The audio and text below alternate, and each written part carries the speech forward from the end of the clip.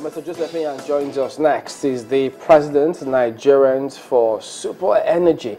Thank you for coming on today. Well, thanks for having me again. Well, from your impression, how far away are we from getting this super energy? For many, super will be uninterrupted, so we'll just enjoy. But yes, a lot has happened ever since you broke down what we need to do. But what have you seen so far? So far, I think we are getting there. We are taking baby steps, but we are getting there, and we're establishing the foundations that really are going to take us there. For one of the things that we've been asking for and doing a lot of advocacy first was the Freedom of Information Act, which gives transparency and which gives every citizen the power to investigate and find out what's going on. That has been passed. Second thing was the decentralization of the energy sector. That is happening in piecemeal, but we are glad that it's taking place. The other thing that we have asked also is for the national oil company to be a truly national oil company, which is part of the bill that has been held back. We need a company that really operates as a business, not as a corporation. That needs to take place. That said, so we've done 2 out of 3 from what we have been asking for. The decentralization of the energy sector. Yes. You're not bothered that in privatizing some aspects of power, for instance, there are those who are worried that the investors were not genuinely processed, and now they are having issues with investing in the power sector. Yes, a lot of the investors who came into the sector, some of them really, were not prepared. They didn't know exactly what was going on.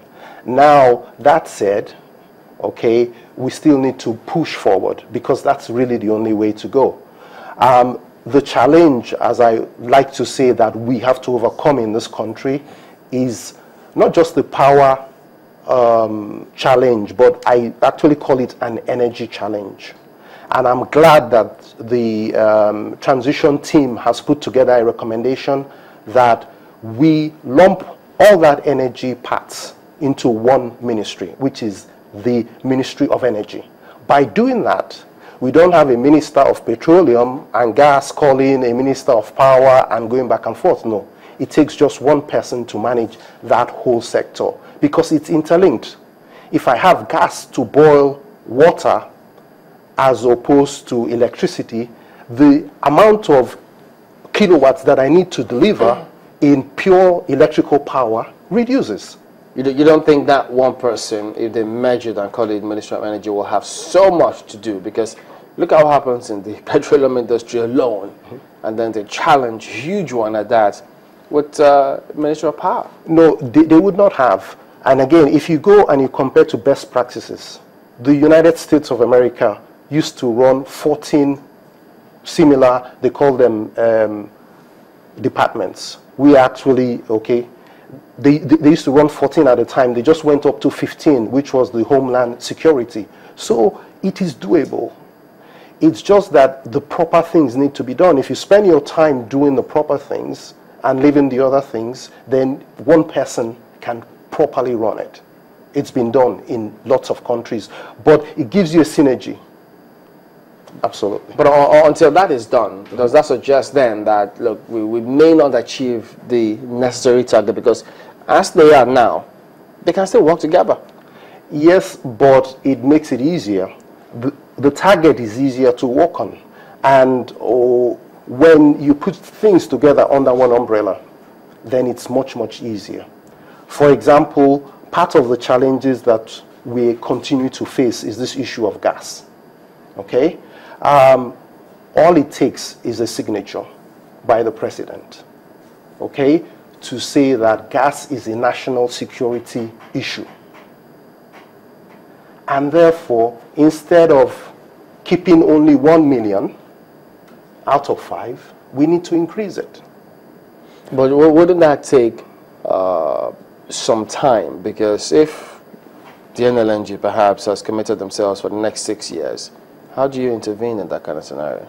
There are certain things that you can do to talk to the people around sitting there. Commitments are made and commitments can be shifted in national interest.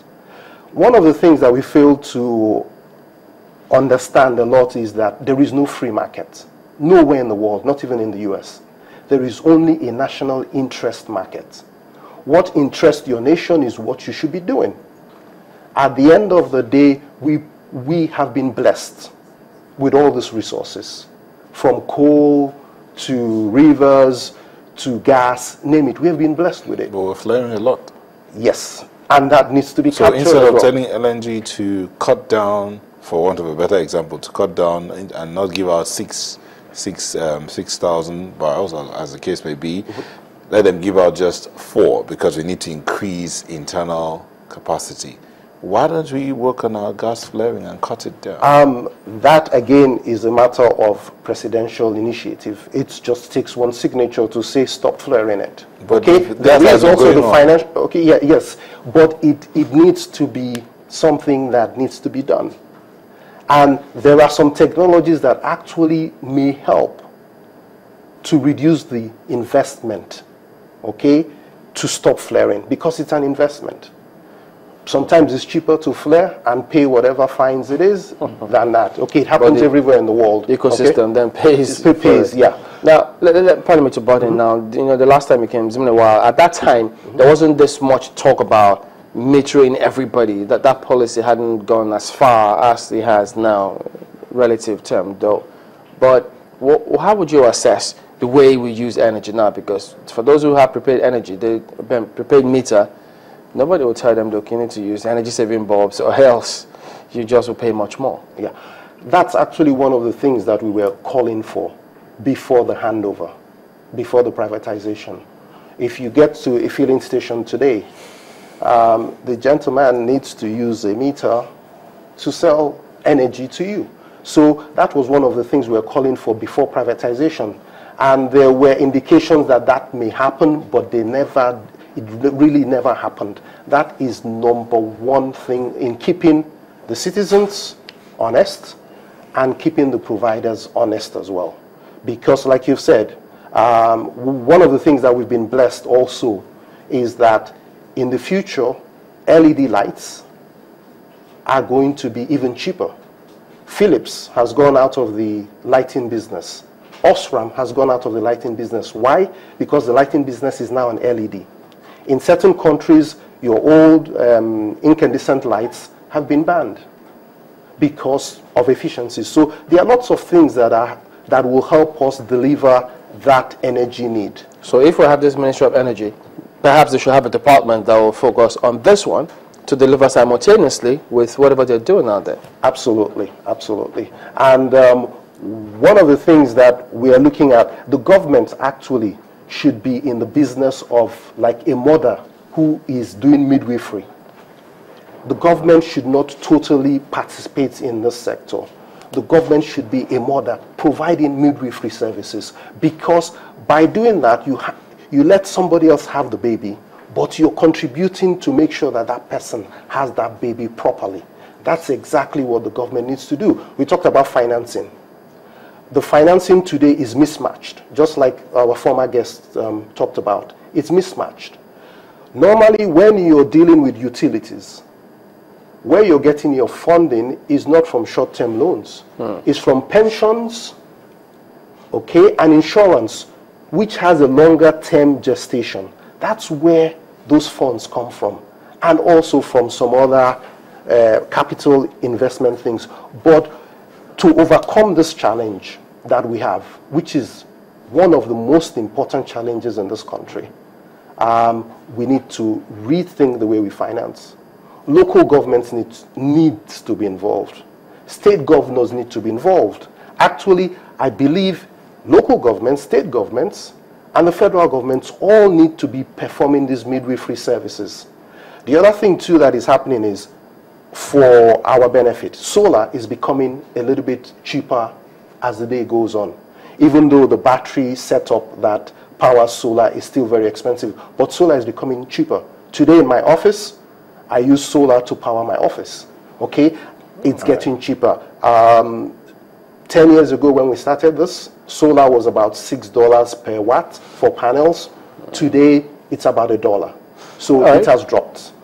Okay, thank you. Joseph Young is the president of Nigerians for Super Energy. Good to have you on today again. So that's the show today. We thank you all for watching. We'll be back next week. I'm Chamberlain Uso. I'm Neil Taigwe, thank you.